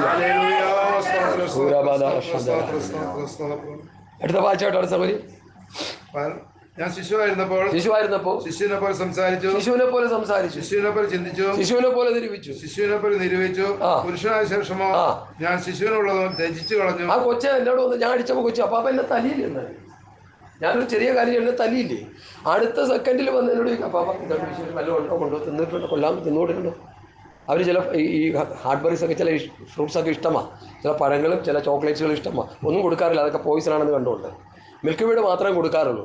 അതിൽ വലിയ കുഴപ്പമില്ലെന്നൊക്കെ പറയുന്നത് എനിക്കറിയത്തില്ല. അത് കൊടുക്കുക, പാൽക്കട്ട ഉരുക്കിയതാണെന്നൊക്കെ പറയുന്നു. അപ്പോൾ അത് കൊടുത്തു കഴിഞ്ഞാൽ വലിയ സ്നേഹമാണ്. എന്നെ കേൾക്കുന്ന പ്രിയപ്പെട്ടവരെ, ശിശുവായിരുന്നപ്പോൾ ശിശുവിനെ പോലെ സംസാരിച്ചു. അടുത്തേ, അല്ല, ശിശുവിനുള്ളത് ചിന്തിച്ചു, ശിശുവിനെ പോലെ ചിന്തിച്ചു, ശിശുവിനെ പോലെ നിരൂപിച്ചു. പുരുഷനായ ശേഷമോ ക്രിസ്തുവിന്റെ സമ്പൂർണ്ണമായ പ്രായത്തിന്റെ അളവിലേക്ക് ഉപദേശം പഠിച്ച് നീ വളർന്നു വന്നപ്പോൾ ശൈശവങ്ങൾ ത്യജിച്ചു കളഞ്ഞു. നീ പക്വതയോടെ ഇടപെടാൻ തുടങ്ങി, നീ സഹിക്കാൻ തുടങ്ങി, നീ ക്ഷമിക്കാൻ തുടങ്ങി, നീ പൊറുക്കാൻ തുടങ്ങി. ആത്മഫലം നിന്നിലുണ്ടായി. ആത്മാവിന്റെ ഫലമോ സ്നേഹം, സന്തോഷം, സമാധാനം, ദീർഘക്ഷമ, ദയ, പരോപകാരം, വിശ്വസ്തത, സൗമ്യത, ഇന്ദ്രിയ ജയം. അന്യഭാഷ പറയുന്നവരെ നമുക്കിതുണ്ടാകണം. ഇല്ലെങ്കിൽ നിന്റെ ഭാഷ അന്യായ ഭാഷയായി മാറും. ഇപ്പൊ പറയാമായിരിക്കും, ഇനി പുള്ളി ഇങ്ങോട്ട് വിളിക്കണ്ട, എന്ത് ചെയ്യാൻ പറയാതിരിക്കാൻ പറ്റുമോ? വചനത്തിന്റെ വെളിപ്പാട് തുറന്നു തരിക പറയും. എന്നെ കേൾക്കുന്ന പ്രിയപ്പെട്ടവരെ, നമ്മൾ ഒരുമിച്ച് ആത്മീയമായി വളർന്ന് ഈ ദേശത്തിന് വേണ്ടി യുദ്ധം ചെയ്ത് നല്ല ആത്മീയരായി നിലകൊള്ളുവാൻ അനേക പാപികളായി കിടക്കുന്നവരെ, ആ സഹോദരൻ പറഞ്ഞ പോലെ ഭർത്താക്കന്മാരെ നഷ്ടപ്പെടുന്ന ഈ ദേശത്ത് ഇനി അങ്ങനൊന്നും സംഭവിക്കാതെ പിശാചിന്റെ സകല പ്രവർത്തനങ്ങളും. പട്ടണം മനോഹരമാണ്, ഗർഭനാശം എന്ന് പ്രവചന പുസ്തകത്തിൽ എഴുതിയിരിക്കുന്നത് പോലെ നമ്മൾ എന്തോ ചെയ്യണം? പ്രാർത്ഥിക്കണം ദേശത്തിന് വേണ്ടി. ഒരു പ്രാവശ്യം പ്രാർത്ഥിച്ചിട്ട് ഇട്ട് കളയാനല്ല, എല്ലാ ദിവസവും നിന്റെ രഹസ്യവും പരസ്യമായ പ്രാർത്ഥനയിൽ ഈ വിഷയങ്ങളെ ഓർത്ത്, ഇന്നിവിടെ പറഞ്ഞ വിഷയങ്ങളെ ഒന്ന് നോട്ട് ചെയ്തെടുത്ത് പ്രാർത്ഥിക്കാൻ ഞാൻ പറയത്തില്ല, സ്തോത്രം ചെയ്തുകൊണ്ടിരുന്നു. റിസൾട്ട് കിട്ടുമെന്ന് നമുക്കറിയാം. ശിശുവായിരുന്നപ്പോൾ ശിശുവിനെ പോലെ ചിന്തിച്ചു, ശിശുവിനെ പോലെ നിരൂപിച്ചു. പുരുഷനായ ശേഷമോ ശിശുവിനുള്ളത് എന്ത് ചെയ്തു? ത്യജിച്ചു കളഞ്ഞു. ത്യജിച്ചു കളയാത്തവരാണ് നമ്മളെന്നൊരു വചനം എനിക്ക് തരിക, എനിക്കറിയത്തില്ലെന്നോ. പലതും ത്യജിക്കാനുണ്ട്. തകദാസനാണെന്ന് തോന്നിട്ട് ഇവിടെ വന്നപ്പോൾ പലതും വിട്ടുകളയാനുണ്ട്. പല സ്വഭാവത്തിന്റെ വൈകല്യങ്ങൾ നമ്മൾ ഉപേക്ഷിക്കാനുണ്ട്. ഉപേക്ഷിക്കാൻ തയ്യാറാണോ? ഈ കൂട്ടായ്മ കഴിഞ്ഞ് സന്തോഷത്തോടെ പോകണമെങ്കിൽ നമ്മുടെ വികൃതമായ വികലമായ പല സ്വഭാവങ്ങളും ദൈവസന്നിധിയിൽ പ്രാർത്ഥിച്ച്, കർത്താവേ എനിക്ക് തെറ്റുണ്ട്, ഈ ജഡത്തിന്റെ പ്രവൃത്തികൾ എനിക്കുണ്ട്. ജഡത്തിന്റെ പ്രവൃത്തി എന്താണ്? ജഡത്തിന്റെ പ്രവൃത്തി എന്തൊക്കെയാണ്? ദുർനടപ്പ്, അശുദ്ധി, വിഗ്രഹാരാധന, പക, പിണക്കം, ജാരശങ്ക, ക്രോധം, ഭിന്നത, അസൂയ, മദ്യപാനം, വെറിക്കൂത്ത്. സീരിയൽ കണ്ടാലും നീ പാപിയാ, സ്വർഗ്ഗത്ത് പോകത്തില്ല. നാടകം കണ്ടോണ്ടിരുന്നാൽ നീ പാപിയാ, സ്വർഗ്ഗത്ത് പോകത്തില്ല. കാരണം വെറിക്കൂത്ത് ഇരുട്ടിന്റെ പ്രവൃത്തി, ജഡത്തിന്റെ പ്രവൃത്തി, ജാതികളുടെ നടപ്പ്. റോമാലേഖനം 13 വെറിക്കൂത്ത് ജഡത്തിന്റെ പ്രവൃത്തി. ഗലാത്യലേഖനം 5-ാം അധ്യായത്തിൽ വെറുക്കൂത്ത് ജഡത്തിന്റെ പ്രവൃത്തി, ഇരുട്ടിന്റെ പ്രവൃത്തി. റോമാലേഖനം 10 അല്ല, എബ്രായർ 13 വെറുക്കൂത്ത് ഇരുട്ടിന്റെ പ്രവൃത്തി. ഗലാത്യലേഖനം 5 ജഡത്തിന്റെ പ്രവൃത്തി. 1 പത്രോസ് 4 എടുത്ത് വായിച്ചേ, ഒന്ന് വായിച്ചേ.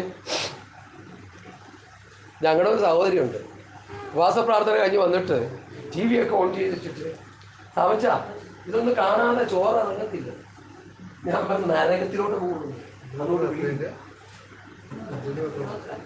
എനിക്കെന്നെ 1 പത്രോസ് 4:1 വായിച്ചു.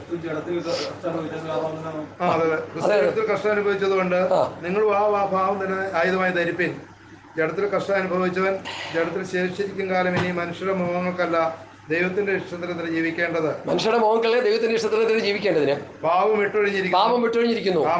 കാമാർത്ഥികളിലും മോഹങ്ങളിലും വീഞ്ഞുകുടിയിലും വെറുക്കൂത്തുകളിലും മദ്യപാനത്തിലും ധർമ്മവിരുദ്ധമായ വിഗ്രഹാരാധനയിലും നടന്ന ജാതികളുടെ ഇഷ്ടമാണ് വെറിക്കൂത്ത്. പത്രോസ് പറഞ്ഞു വെക്കുക. പത്രോസിന് എന്നാ ഞാൻ കൊണ്ട് കർത്താവിന്റെ ദാസന്മാരെ ഒരു ഞാനും ഇല്ല. എനിക്കൊരു ലേഖനം പോലും എഴുതാനായിട്ട് പറഞ്ഞു കൊടുത്ത് വേറെ വല്ലവരുമാണ് എഴുതുന്നത്. പക്ഷെ ആത്മാവിൽ താൻ എഴുതിയ വചനമാണ് നമ്മൾ കേട്ടുകൊണ്ടിരിക്കുന്നത്. ഇന്ന് പൽക്കാലം ഈ 4-ാം ദിവസം പ്രാർത്ഥനയ്ക്ക് വന്നിരിക്കുന്ന ശ്രേഷ്ഠന്മാരായ ദേവീദാസിദാസന്മാരോട് ആത്മാവിൽ എരിവോട് വിളിച്ചു പറയുന്നു. സിനിമ, നാടകം, സീരിയലൊക്കെ അത് വെറിക്കൂത്തുകളാണ്. അത് ദൈവരാജ്യത്തിൽ പോകാൻ തടസ്സമാണ്. പ്രാഗൽഭ്യം നഷ്ടപ്പെടും. ഞാനൊരിക്കൽ പറഞ്ഞു, ഈ മഹോദര കാലത്ത് ഏലിയാവും മോശയും ഇസ്രായേൽ മക്കളോട് സുവിശേഷം പ്രസംഗിച്ച് കഴിയുമ്പോൾ അത് അവർക്കുള്ള സുവിശേഷം നമുക്കുള്ളതൊന്നുമല്ല കേട്ടോ. പറഞ്ഞു കഴിയുമ്പോൾ അവരൊക്കെ കുറേ പേര് രക്ഷിക്കപ്പെട്ട് വരും. അങ്ങനെ വന്നു കഴിയുമ്പോൾ എതിർക്രിസ്തു എന്ത് ചെയ്യും? അവരെ നിങ്ങൾക്കറിയാമല്ലോ, കൊന്നുകളയും. അവിടെ ശവം എത്ര ദിവസം കിടക്കും? 3 ദിവസം കിടക്കും. അത് കാണാനുള്ളതാ ലോകജാതികൾക്ക്. നിനക്ക് മമ്മൂട്ടിനെയും മോഹൻലാലിനെയും കാണാനുള്ളതല്ല. നമുക്ക് ലോകജാതികളെ കാണാം. സിനിമാ ഫീൽഡ് കണ്ടല്ലോ നമ്മൾ കഴിഞ്ഞ ദിവസം. ഇതുപോലെ ചീഞ്ഞളിഞ്ഞ ഒരു ഗ്രൂപ്പ് ലോകത്തിലുണ്ടോ? ഞാൻ സിനിമ ആരെക്കുറിച്ച് പറയാൻ നിൽക്കുകയല്ല. ശാരദ എന്ന് പറയുന്ന ഒരു നടിയെ നമുക്ക് എല്ലാവർക്കും അറിയാം. പണ്ടൊക്കെ നമ്മൾ സിനിമയുടെ ഉസ്താദുകളായിരുന്നു. അതുകൂടെ ഞാൻ പറയുന്നത്. ശാരദ പറയാ, ഞങ്ങൾ അഭിനയിച്ച സമയത്ത് ഇതൊക്കെ ഉണ്ട്. ആരും അത്ര ഗണ്യമാക്കി. കാരണം അത് അങ്ങനെ പൈശാചികമായ ഒരു രീതിയാണത്. ദൈവമക്കൾ അതാരും കാണരുത്. ഇതാ തനിച്ചു പാർക്കുന്ന ഒരു ജനം. അടുത്ത ജാതികളുടെ കൂട്ടത്തിൽ അവർ എണ്ണപ്പെടുന്നില്ല. നമ്മൾ ജാതികളല്ല. നമ്മൾ എവിടെ നിന്നാ പോയത്? സക്കായി യേശുവിൻ്റെ മുമ്പാകെ നിന്നപ്പോൾ ഒരു പാപബോധം ഉണ്ടായി. യേശുവിൻ്റെ മുമ്പാകെ എത്ര മണിക്കൂർ നിന്നു? നിമിഷം. നന്നായി വചനം പഠിക്കുന്ന ഒരു അച്ചായനായിരുന്നു. ചില മിനിറ്റുകൾ കുടിക്കും, മിനിറ്റുകൾ. അത്രയും സമയം കൊണ്ട് ഭയങ്കര പാപബോധം, വലിയ ക്രമീകരണം. യേശുവിനെ സ്വീകരിച്ചിട്ട് എത്ര നാളായി? പക്ഷേ ഇതൊക്കെ ഇച്ചിരി കട്ടിയ നമുക്ക് മുകളിലോട്ട് പോകണമെങ്കിൽ ഇതേ ഉള്ളൂ വഴി, വേറെ വഴിയില്ല. ഹല്ലേലൂയ. കർത്താവിനെ കണ്ടെത്തി അന്നു മുതൽ പാപ സ്വഭാവങ്ങളെ 1 by 1 ആയിട്ട് നമ്മൾ വിട്ടുകൊണ്ട് പൊയ്ക്കൊണ്ടിരിക്കണം. പിന്നെയും വന്ന് കയറും, പിന്നെയും വിടണം. ഈ ചക്കയറക്ക് പോലെ ബൂത്ത് കളഞ്ഞാലും പിന്നെയും കയറി വരും, പിന്നെയും വിടണം. വിട്ട് ശുദ്ധീകരണം പ്രാപിച്ച് തീരുമാനം പ്രതിഷ്ഠയെടുത്ത് ഉപവസിച്ച് പ്രാർത്ഥിച്ച് ആ പാപ സ്വഭാവത്തിന്മേൽ ജയമെടുക്കാൻ കഴിയുന്നില്ലെങ്കിൽ നമ്മുടെ ക്രിസ്ത്യ ജീവിതം പരാജയപ്പെട്ടു. ഈ സ്ഥലത്തിൻ്റെ പേരെന്താ? സ്ഥലത്തിൻ്റെ പേര് മറന്നുപോകും. കുറ്റിപ്പാടത്തിന് വേണ്ടി നമ്മൾ വളഞ്ഞിരുന്ന് പ്രാർത്ഥിച്ചാൽ പിശാച് അടിച്ച് നടു കുടിക്കുന്നു. എന്താ കാര്യം? അവൻ്റെ ചരക്കാണ് നമ്മൾ കണ്ടുകൊണ്ടിരിക്കുന്നത്. ഈ ഇടയ്ക്ക് ഒരു സൗരം പറഞ്ഞു, പിശാചിൻ്റെ പ്രവൃത്തി നമ്മൾ ചെയ്തുകൊണ്ടിരുന്ന അവൻ നമ്മൾ വിട്ടു പോകത്തില്ല, കൂടെ ഉണ്ടാവുമല്ലോ. നമ്മൾ വരിക്കും ദൈവാത്മാവാണ്. അന്യഭാഷ പറയിക്കുന്നു, പ്രാർത്ഥിക്കുന്നു, ഭയങ്കര ബഹളം, ഭയങ്കര കയ്യടി എല്ലാം ചെയ്യുന്നു. പക്ഷേ സംഭവം അവനാ. ആത്മാവിനാൽ വചനത്തിലൂടെ വിവേചിച്ച് കഴിയുമ്പോഴേ അത് മനസ്സിലാകത്തുള്ളൂ. എൻ്റെ പൊന്നു സഹോദരങ്ങളെ, അതുകൊണ്ടാണ് ഇത്ര ശക്തിയോടെ വിളിച്ചു പറയുന്നത്. വായിക്കാൻ പെടുന്നവാ.